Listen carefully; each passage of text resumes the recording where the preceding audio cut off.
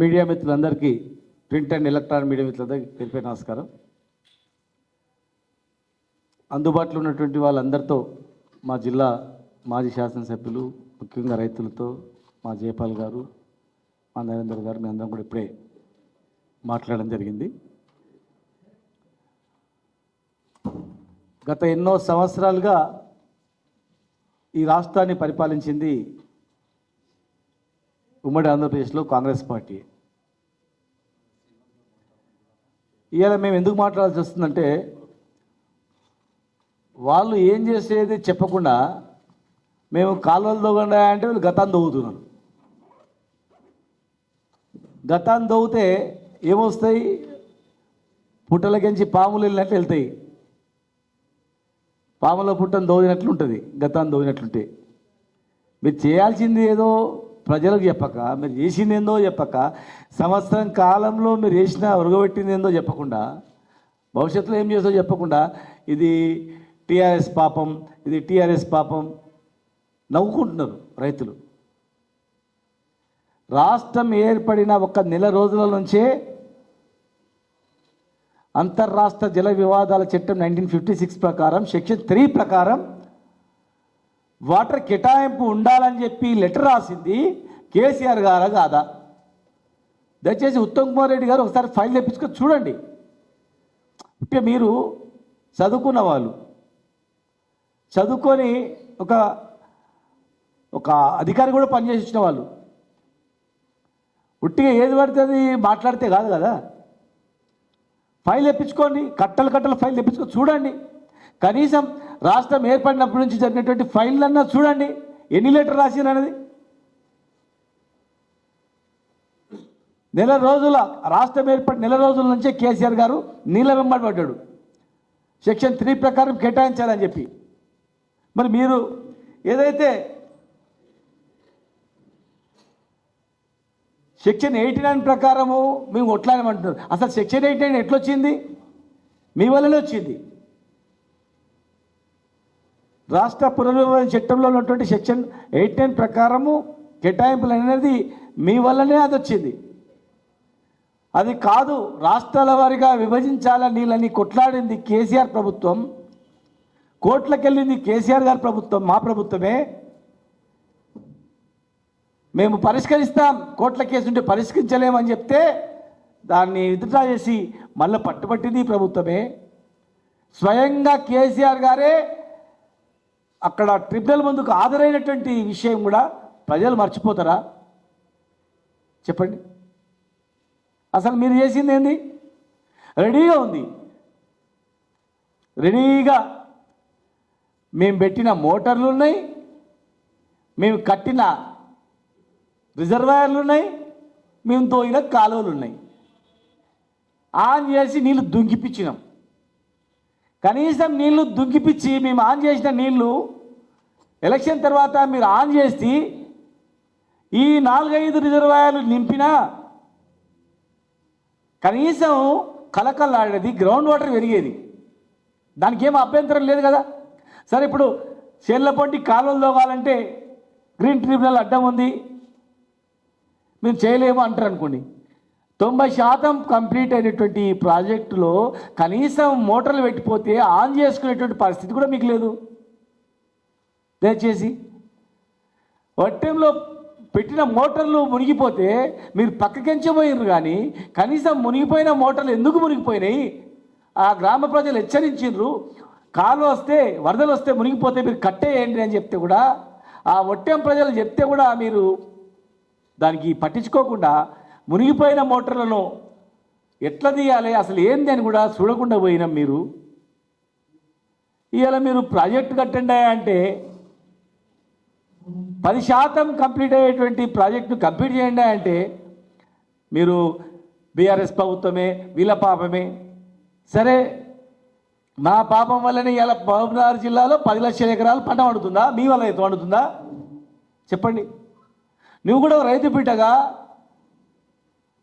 రైతు సాక్షిగా నీ ఆత్మ పరిశీలన చేసుకొని చెప్పండి. 24 గంటలు కరెంట్ ఇచ్చింది కేసీఆర్ ప్రభుత్వం కదా? మీ ప్రభుత్వ హయాంలో కాలిన మోటార్లతో ఎండిన సేన్లతో ఆత్మహత్యలు చేసుకున్నటువంటి సంఘటనలు, ఉమ్మడి ఆంధ్రప్రదేశ్లో కరెంటు గురించి ధర్నా చేస్తే బషీర్బాగ్ దగ్గరగా కాల్ చేసినటువంటి సంఘటనలు తెలంగాణ ప్రజలు గుర్తుపెట్టుకోలేదు అనుకున్నారా? కరెంట్ ఇవ్వకపోతే, చెరువుల్లో ఇవ్వకపోతే, కల్లకుర్తి లిఫ్ట్ ఇరిగేషన్ పేరుకు పెట్టి కనీసం నీళ్ళు కూడా రానియకుండా చేస్తుంది. మీరు స్టార్ట్ చేసిన ప్రాజెక్టులలో కనీసం ఒక్క దగ్గరనన్నా ఒక 5 TMCల రిజర్వాయర్ ఉందా? ఏ బిట్లో పోసుకోవాలి? కేరళ నుంచి వచ్చిన నీళ్ళు దోషిలో పోసుకోవాలా? వరద పోయేటప్పుడు నింపుకోవాలి కదా. నల్ల వచ్చేటప్పుడు నింపుకోవడానికి ప్రతి ఇంట్లో 2 హౌజులు ఉంటాయి, 4-5 కడవలు ఉంటాయి, సంపు ఉంటుంది. రేపు నల్ల వస్తుందని కూడా నింపుకొని పెట్టుకుంటారు రేపటి వరకు మళ్ళీ వాడుకోవడానికి ఒక ఇంట్లో. అలాంటిది ఒక ప్రాజెక్ట్ కట్టేటప్పుడు కల్లకుర్తి లిఫ్ట్ ఇరిగేషన్కు కనీసం 5 TMCల నిల్వ చేసే ఎక్కడ కూడా ఒక రిజర్వాయర్ కట్టకుండా మీరు నామమాత్రంగా పెట్టిరు. అయినా కేసీఆర్ గారే రన్నింగ్ ప్రాజెక్టులను చేసి ఇరిగేషన్ మంత్రిగా హరీష్ రావు గారు ఉన్నప్పుడు మమ్మల్ని అందరినీ అక్కడ కాలువల దగ్గర, మేమందరం ఉన్న వాళ్ళందరం కూడా కాలువల దగ్గర రిజర్వాయర్ దగ్గర పండుకొని నిద్రలు ఇవ్వకుండా తిప్పలు పడి కష్టపడి మీ రన్నింగ్ ప్రాజెక్టులుగా చేసి మీ ప్రాజెక్టులను పెండింగ్ ప్రాజెక్టులను రన్నింగ్ ప్రాజెక్టులుగా చేసి కేరళకి నీళ్ళు ఇచ్చినటువంటి వాటా వాస్తవం కదా. మేము ఇచ్చిన తర్వాత ఎన్ని నీళ్ళు వచ్చినాయి, ఎంత పంట పండింది ఒక్కసారి చూడండి, లెక్కలు చూడండి. వ్యవసాయ అధికారులను, ఇరిగేషన్ అధికారులను పక్కన కూర్చోబెట్టుకొని రివ్యూ చేసి అడగండి. 2014 కన్నా ముందు మహబూబ్నగర్ జిల్లాలో, నల్గొండ జిల్లాలో ఎంత పంటలు పండినాయి? 2014 తర్వాత కేసీఆర్ గారు ముఖ్యమంత్రి అయిన తర్వాత ఎన్ని పంటలు పండినాయి? ఒకసారి అవగాహన చూడండి. రైతుల దగ్గరికి వెళ్ళండి. సంవత్సరం అయింది, ఎక్కడ రివ్యూ చేసిర్రు మీరు? ఏ ప్రాజెక్టు దగ్గర రివ్యూ చేసిర్రు? ఏ అధికారులు పెట్టుకొని రివ్యూ చేసిర్రు? బహిరంగంగా మేము ఛాలెంజ్ చేస్తూ ఉన్నాం. ఉదండాపూర్ రిజర్వాయర్ మీద మీరు రివ్యూ పెడతారా? కరీంనగర్ రిజర్వాయర్ మీద రిజర్వ్ పెడతారా? లేదంటే ఒట్టెం రిజర్వాయర్ మీద పెడతారా? నార్లాపూర్ దగ్గర పెడతారా? ఏవుల దగ్గర పెడతారా? చెప్పండి. మేము వస్తాం, మేము కూడా పాల్గొంటాం. ప్రాజెక్టు కంప్లీట్ కావడానికి మా వంతు సహాయ సహకారం అందిస్తాం. పుట్టి ఎప్పుడు పోయినంత కాలం రాజకీయ ప్రకటనలు ప్రజలను విమర్శించడం కాదది. మా జిల్లా దగాపంట జిల్లా. ఎంతోమంది ముఖ్యమంత్రులు దత్తత తీసుకొని ఆగం చేసినటువంటి జిల్లా. కొడంగల్ నుంచి మొదలుకుంటే, అక్కడ అల్లంపూర్ నుంచి మొదలుకుంటే కల్లకుర్తి, మహబూబ్నగర్ ఇవన్నీ ప్రాంతాలు ఎండిపోయి 14 లక్షల మంది వలస పోయి ఎక్కడో దూరంలో బొంబాయిలో, పూణేలో బతుకుతున్నటువంటి జిల్లా మాది. ఎవరు పట్టించుకోలే. ఇలా ఎందుకు పంటలు పండుతున్నాయి? మొన్నటి వరకు ఎందుకు పండినాయి? ఎన్ని చెరువులు, ఎన్ని చెక్ డ్యామ్లు? మీ హయాంలో ఎన్ని చెక్ డ్యామ్లు కట్టిండ్రు? మీ హయాంలో ఇరిగేషన్కి ఎంత డబ్బు ఖర్చు పెట్టిండ్రు? మహబూబ్నగర్ జిల్లాలో కానీ తెలంగాణలో కానీ మీ హయాంలో ప్రాజెక్టులకు ఎంత ఖర్చు పెట్టిండ్రు? మీ హయాంలో పంటలు ఎంత పండినాయి? మీ హయాంలో రైతుల యొక్క పరిస్థితి ఏంటి? తెలంగాణ రాష్ట్రం అనేది భారతదేశంలో అత్యధిక వరి పంట పండే స్థాయికి ఎదిగిందంటే ఇది మా ప్రభుత్వ పుణ్యం కాదా? పాలమూరుకు ముక్కిపోయిన బియ్యం, కంట్రోల్ బియ్యం మడేస్తుంది. ఇకనో పంజాబ్ నుంచి, హర్యానా నుంచి, కేరళ నుంచి బియ్యం వచ్చేటివి. ఇదే పాలమూరు నుంచి వ్యాగన్లు కేరళకు, పంజాబ్కు పోయిన మాట వాస్తవం కాదా? అది ఎవరి వల్ల వచ్చింది? మీరు గ్రీన్ ట్రిబ్యునల్ పాలమూరు రంగారెడ్డి జిల్లా ప్రాజెక్టుని డిపిఆర్స్ వాపస్ పంపింది. యాక్చువల్ అడ్వైజరీ బోర్డు మా ప్రపోజల్ ఒప్పుకున్నది. రొటీన్గా అయ్యే పనిని ప్రభుత్వం మారగానే ఎవరు మాయ చేసినో తెలియదు. మరి తెలంగాణకు నీళ్ళు రాకుండా కేంద్రంలో ఎవరు చక్రం తిప్పినో తెలియదు, ఎవరు చక్రం తిప్పినో తెలియదు. రొటీన్గా వచ్చేటువంటిది. అడ్వైజరీ బోర్డు గ్రీన్ సిగ్నల్ ఇచ్చి మినిస్ట్రీ నుంచి, జనవరిలో మంత్రిత్వ శాఖ నుంచి రొటీన్గా పర్మిషన్ వచ్చేదాన్ని మళ్ళా చక్రం తిప్పి తెలంగాణకు నీరు రాకుండా ఎవరు అడ్డుకున్నారో మీరు కనుక్కోండి, ఎవరి వల్ల అది జరిగిందో కనుక్కోండి, దాని మీద ప్రయత్నం చేయండి. మళ్ళీ డిపిఆర్ వాపస్ పంపింది. పంపిన డిపిఆర్లు ఒప్పుకున్న దాన్ని మళ్ళీ వాపస్ పంపింది. మరి వాపస్ పంపిన తర్వాత మీరు డిపిఆర్లు తయారు చేసిండ్రా? డిపిఆర్లు తయారు చేసి కేంద్రానికి పంపినరా? దాన్ని అనుమతులు ఉండడానికి ఏమైనా ప్రయత్నం చేసిండ్రా? మేము 10 ఏళ్ళు కష్టపడి లొల్లి పెట్టి ఇవాళ మేము చెప్పిన వాదనే కరెక్ట్, కేసీఆర్ గారు ముఖ్యమంత్రి ఉన్నప్పుడు ఆయన పంపిన లెటరే కరెక్ట్ అని బ్రిజేష్ కుమార్ ట్రిబ్యునల్ మేము సెక్షన్ 3 ప్రకారమే వింటాం, వాదన వింటాం, 89 ప్రకారం మేము వినము, మేము వింటాం అనేటువంటిది విజయము. మీరు పంపింది మేము కొనసాగిస్తున్నామంటే బాగుంటుంది, కానీ మీరు ఏమి చేయలేదు అంటే 70 సంవత్సరాల్లో తెలంగాణలో వ్యవసాయం ఎక్కడ పోయిండే, ఇవాళ ఎక్కడికి వచ్చింది? వ్యవసాయము అభివృద్ధి చెందాలంటే దానికి మూల వనరులు, కరెంటు, పెట్టుబడి కావాలా, గిట్టుబాటు ధర కావాలా. మీరు 15,000 ఎకరాకి ఇస్తామంటారు పెట్టుబడి, ఇవాళ రేపు 12,000 ఇస్తామంటున్నారు. రుణమాఫీ మొత్తం అయింది అంటున్నారు. కాలేదయ్యా, మీరు గ్రామాల వారిగా మీటింగ్లు పెట్టారని చెప్తున్నాం, నివేదిక తెప్పించుకోండి అని చెప్తున్నాం. ఉట్టే గుడ్డే పొట్టి పాడేస్తున్నారు, అయింది అయింది అయింది అని చెప్పి. కలెక్టర్లు ఇవ్వమని చెప్పండి, ఒక ఎన్ఓసి ఇవ్వమని చెప్పండి, డిక్లరేషన్ ఇవ్వమని చెప్పండి. 33 మంది జిల్లా కలెక్టర్లు 100% రుణమాఫీ అయిందని చెప్పండి. మీరు ఏ ఛాలెంజ్ కానీ మేము సిద్ధం. ఒకవేళ 33 మంది కలెక్టర్లు 100% రుణమాఫీ అయిందని చెప్తే మీరు రేపు జరగబోయే లోకల్ బాడీలో మీరే మొత్తం గెలవండి అని మేమే చెప్తాం. మా ఛాలెంజ్ స్వీకరించి 100% కంప్లీట్ అయిందని కలెక్టర్ ఇవ్వమని చెప్పండి, గ్రామాన్ని తీర్మానం చేయని చెప్పండి. లేదంటే మా ఎమ్మడి 10 గ్రామాలు తీసుకెళ్తాం, మీరు రండి. లేదా మీరే 10 గ్రామాలకు రమ్మని చెప్పండి, మేము వస్తాం. మీరు తీసుకుపోయినటువంటి గ్రామాల్లో 100% అయిందని చెప్తే రేపు జరగబోయేటువంటి లోకల్ బాడీ ఎలక్షన్లు మీకే ఇచ్చేస్తాం, మొత్తం పో వెళ్ళకపోండి అని చెప్పి మా నాయకుడు పోయి చెప్పి. ఒక రుణమాఫీ ఒక ఊర్లో కాలేదని మొత్తుకుంటే పట్టించుకుంటలేరు. 15,000 ఇస్తామన్నది 12,000 ఇస్తామంటున్నారు. ఎవరికి ఇస్తారు, ఎంతమందికి ఇస్తారు, అవి లెక్కలు లేవు, పాళ్ళు లేవు. రేపు లోకల్ బాడీ ఎలక్షన్ ఉందని చెప్పి ఇప్పుడు దాన్ని తెర మీద తీసుకొస్తున్నారు. రైతులతో రాజకీయం చేసేది మీరు, రైతులతో జీవితాలతో చెలగాటపడేది మీరు. ఉల్టా మమ్మల్ని మీద ఆరిపారేసుకుంటే ఏమొస్తా చెప్పు. మేము కాంగ్రెస్ ఇచ్చినటువంటి పెండింగ్ ప్రాజెక్టులను మేము రన్నింగ్ ప్రాజెక్ట్ చేసినామని చెప్పినాం. ఎప్పుడు కూడా మీ ప్రాజెక్టు కావని చెప్పలే, మేము వాస్తవాలు చెప్పినాం. ఉమ్మడి రాష్ట్రంలో అరే తెలంగాణ కాంగ్రెస్ నాయకుల మాటలు కూడా కొంతమంది పట్టించుకోలేదని కూడా చెప్పినాం. కొంతమంది రకరకాలుగా బొబ్బె పెడితే భయపడ్డారు, కొంతమంది రకరకాలుగా అన్యాయం చేసినట్టు కూడా చెప్పినాం. నిజంగా కొట్లాడిన వాళ్ళ పేరు కూడా చెప్పినాం. తెలంగాణ రాష్ట్ర ఏర్పాటుపై మా నాయకుడు కేసీఆర్ గారు అసెంబ్లీ కూడా చెప్పిండు, వాళ్ళందరూ కృషి ఉందని చెప్పి. వైఎస్ రాజశేఖర రెడ్డి గారు చేసినటువంటి పనులు కూడా చెప్పినాం. ఎన్టీ రామారావు గారు ఈ రాష్ట్రానికి చేసినటువంటి పేద వర్గాల వాళ్ళకి చేసినటువంటి దాని మీద కూడా ఎన్టీ రామారావు గారు గొప్పతనాన్ని కూడా చెప్పినాం. వైఎస్ రాజశేఖర రెడ్డి గారు మంచి పనులు చెప్పినాం వాళ్ళు చేసేటువంటివి. కానీ ఏనాడు కూడా ఎవరు ఏం చేయలేదులే, చేసిన ఒకటో రెండో మంచి పనులు కూడా మేము గుర్తించినాం.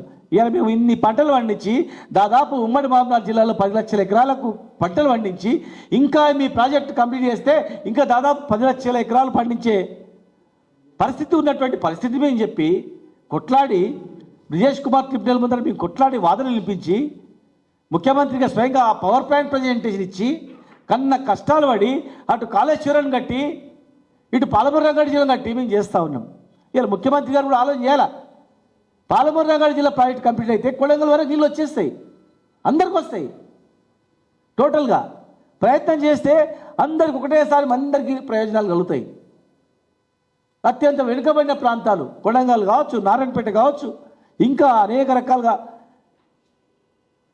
లక్ష్మీదేవిపల్లి ప్రాజెక్టు ఒక్క రిజర్వాయర్ తప్ప అన్ని కంప్లీట్ చేసినాం. అప్పటి వరకు లక్ష్మీదేవిపల్లి కూడా మీరు కంప్లీట్ చేయొచ్చు రిజర్వాయర్ని. ఉమ్మడి మహబూబ్నగర్ జిల్లాను అభివృద్ధి చేయడానికి మేమందరం కూడా మా వంతు సహాయ సహకారాలు ప్రభుత్వం పడితే మేము ఇస్తాం. పని చేయమంటే కాలువలకు నుండి కావలు కాస్తాం, తోయిపిస్తాం. మా జిల్లా బాగుపడే లక్ష్యం తప్ప మాకేం లేదు. కేసీఆర్ గారు కానీ మాకు కానీ రాష్ట్రం బాగుపడాలి, రాష్ట్ర ప్రయోజనాలు ముఖ్యం. రాష్ట్ర ప్రయోజనాలు దెబ్బతీస్తున్నా, రాష్ట్ర ప్రయోజనాల వల్ల మంటగలుపుతున్నా ఊరుకోలేం. ఎందుకంటే తెలంగాణ తెచ్చినోళ్ళం కనుక ఊరుకోలేం మేము.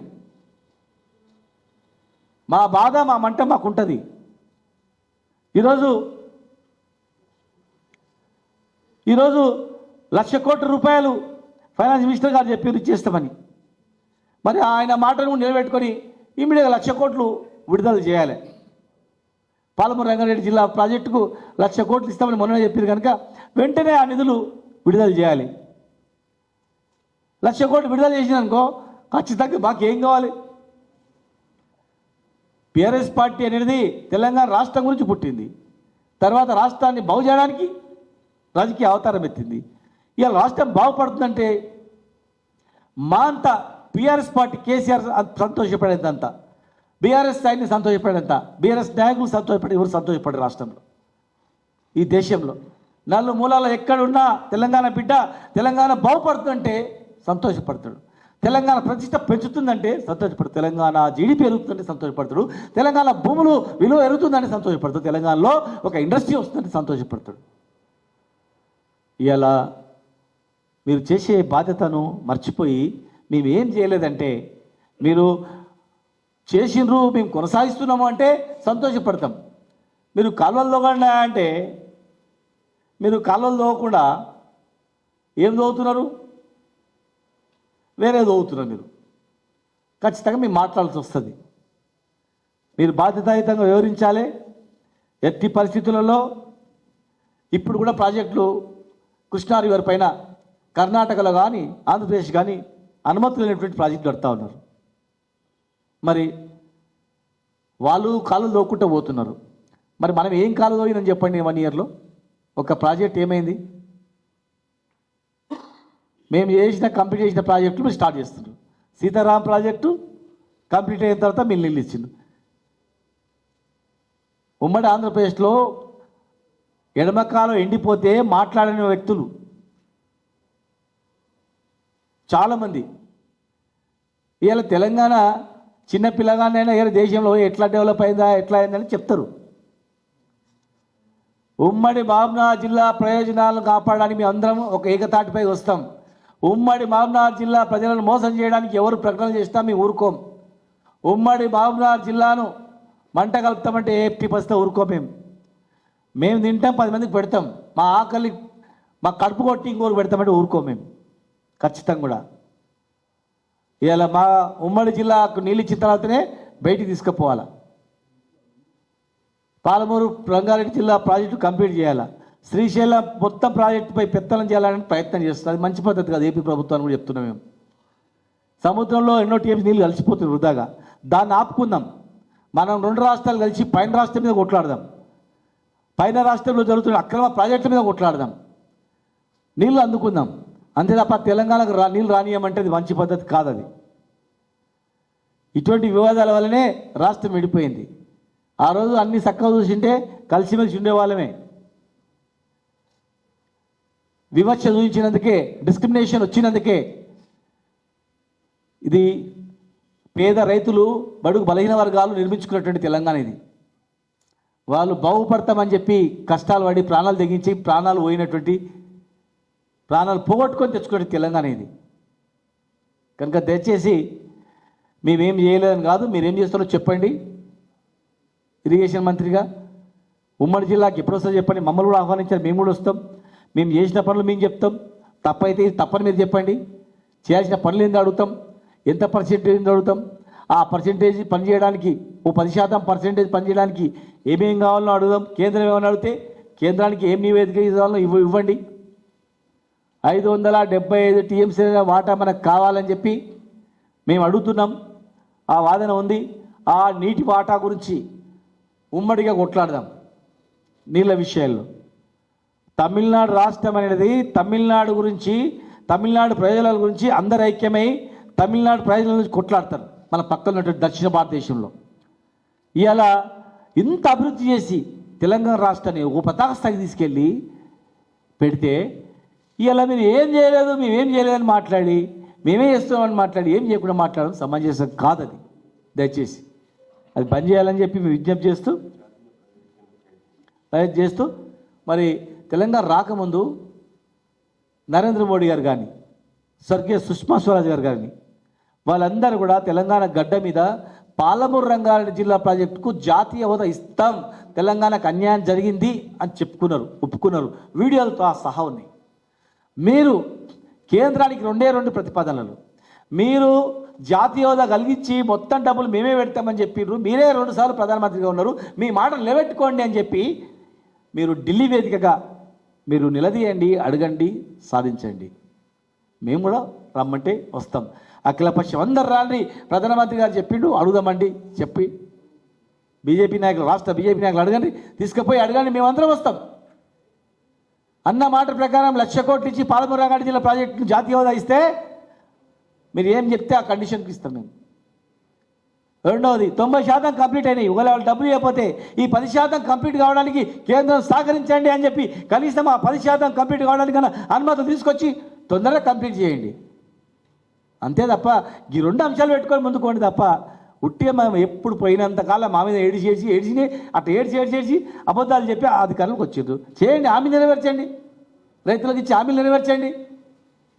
మేము ఇచ్చిన రైతు వేదికలను మూతపడేసినారు, దొంగలు ఫ్యాన్లు కిటికీలు ఎత్తుకుపోతున్నారు. రైతులకు దేవాలయం మాదిరిగా రైతు వేదికలు కట్టిస్తే గాలికి వదిలిపెట్టి పోతున్నాయి. కరెంటు మళ్ళీ రోజే బంద్ అవుతుంది. ఇట్లా స్విచ్ చేసినట్లా 10 ఏళ్ళు కరెంట్ ఎట్లా ఉండి ఇప్పుడు ఎట్లా ఉండదు? దాని మీద సమీక్షించండి. ఇస్తామన్న రైతు బంధు మీద సమీక్షించండి, రుణమాఫీ కంప్లీట్ చేయండి, గిట్టుబాటు ధరలు ఇవ్వండి, రైతులకు అన్నం పెట్టండి, రైతుల ప్రయోజనాల గురించి నిర్విరామంగా మేము కొట్లాడతాం. మా పార్టీకి కానీ మా నాయకులకు కానీ మాకు కానీ కేసులు కోర్టులు కొత్త కాదు. పుట్టుకతోనే కేసులు కొట్లాటల్లో రక్తంలో నుంచి బయటకు వచ్చిన వాళ్ళం మేము. అణిచివేస్తూ రక్తాన్ని చిందించి ఎక్కడెక్కడ లాటి దెబ్బలు కొట్టి అనగదొక్కి బూట్ల కాళ్ళతో అనగదొక్కి రకరకాల హింసలు పెట్టి యూనివర్సిటీలలో ఆడపిల్లలను చూడకుండా ఈడ్చీసి కొట్టి రక్తం కదుగుతున్నా కూడా జై తెలంగాణ నినాదంతో వచ్చినటువంటి పార్టీది. అది మేము ఎంత బురద వెళ్ళినా కాదది. కనుక నిజంగా మీకు చిత్తశుద్ధి ఉంటే నరేంద్ర మోడీ గారిని కలిసి ఆ ప్రాజెక్టులు ఇవ్వమని చెప్పండి, అనుమతులు తీసుకురండి, కంప్లీట్ చేయండి. మేము 90% కంప్లీట్ చేసినాం. ఆ 10% కంప్లీట్ చేసి నీళ్ళు ఇవ్వండి, ఉమ్మడి జిల్లాను కాపాడండి. మాతో పాటు నల్గొండ జిల్లా, రంగారెడ్డి జిల్లా, ఈ 3 జిల్లాలను కాపాడి 3 జిల్లాల ప్రజలను వాళ్ళ ప్రయోజనాలను కాపాడాలని చెప్పి మీకు విజ్ఞప్తి చేస్తూ ఉన్నాం. మళ్ళీ మీకు ఏం చేయలేదు, మీరు ఏం చేయలేదనే మాట దయచేసి అనొద్దండి. మేము ఏం చేయలేదంటే ఇదే మహబూబ్నగర్ జిల్లాలో మీరు ఎక్కడ పెడతారో పెట్టండి, ఎక్కడ మీరు సమావేశం పెడితే పెట్టండి, ఓపెన్గా బహిరంగ విచారణ పెట్టండి, ప్రజలను పిలవండి, బహిరంగంగా రైతులందరూ వస్తారు. ఆ రైతుల సమస్యలో మీరు మాట్లాడండి. 10 మంది రైతులు తెలంగాణ ప్రభుత్వం ఏం చేయలేదా, తెలంగాణ ప్రభుత్వం వచ్చిన రైతులకు అన్యాయం జరిగింది ఒక్క మాట చెప్పిపోయండి, మీ చర్చకరం మీ సిద్ధం.